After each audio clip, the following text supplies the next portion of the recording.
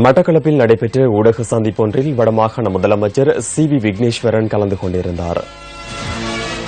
வடகிழக்கு இணைப்பு சம்பந்தமாக பேசும்போது வடகிழக்கு இணைப்புகளை நாங்கள் தமிழ் மக்கள் பேரவை அதை பற்றி கூறுமினபடியால் முஸ்லிம் மக்கள் சம்பந்தமாக இருக்கும் கரிசனைகள் பற்றி அவர்கள் எங்களுக்கு குறிப்பிட்டார்கள். அவர்களுடைய கரிசனைகள் எந்தெந்த அடிப்படையிலே அவற்றை நாங்கள் அணுக வேண்டும் என்பது சம்பந்தமாக நாங்கள் பேசிக்கொண்டோம்.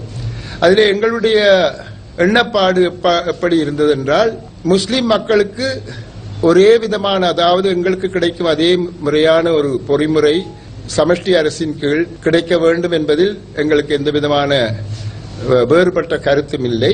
நேற்றைய தினம் சுமந்திரன் அவர்களுக்கு சபாநாயகர் அவர்களால் அந்த பாதுகாப்பு வழங்கப்பட வேண்டும், கொலை அச்சுறுத்தல் இருக்கின்ற சம்பந்தமான ஒரு தீர்மானம் கொண்டிருக்கப்பட்டிருக்கு பார்லிமெண்ட். அது சம்பந்தமாக தங்களது அதில் எனக்கு என்ன, ஒருத்தருடைய பாதுகாப்பு சம்பந்தமாக யாராவது நடவடிக்கை எடுத்தால் அதை வரவேற்க வேண்டியதுதான். வேறு என்ன நான் சொல்றேன். திரும்பவும் முன்னாள் போராளிகளால் தான் இந்த பிரச்சனை ஒன்றிருக்கின்ற ஒரு நிலைப்பாடு தோற்றுவிக்கப்படவில்லை. அது பார்க்க வேண்டும், யார் உண்மையில முன்னாள் போராளிகளா அல்லது ராணுவத்தினரால் ஏவப்பட்ட கைகளா அல்லது வேறு ஏதாவது ஒரு காரணமா என்பது சம்பந்தமாக போலீசார் உரிய விசாரணைகள் செய்து எங்களுக்கு தெரியப்படுத்த வேண்டும்.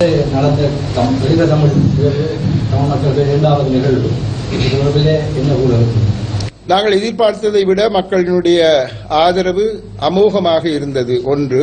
இரண்டாவது, கிழக்கு மாகாணத்திலே இது நடைபெறுவதை பல விதங்களிலே தடுக்க வேண்டும் என்ற எண்ணத்திலே பலர் மும்மரமாக நின்றார்கள்.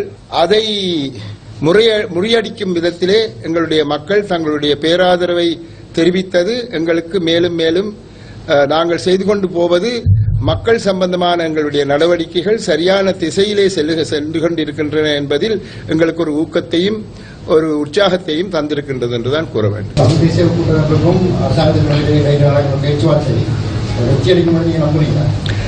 வெற்றி அளிக்க வேண்டும் என்று நாங்கள் எதிர்பார்க்கின்றோம்.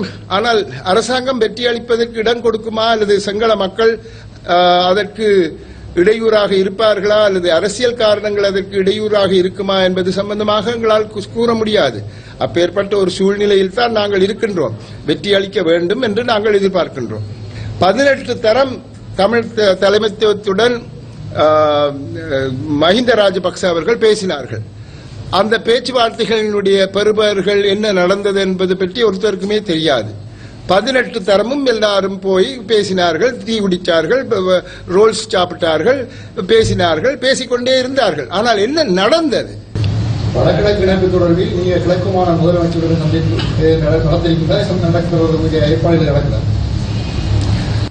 அவர் அதற்கு முன்வந்தால் நான் கட்டாயம் அவரோடு பேசுவேன்.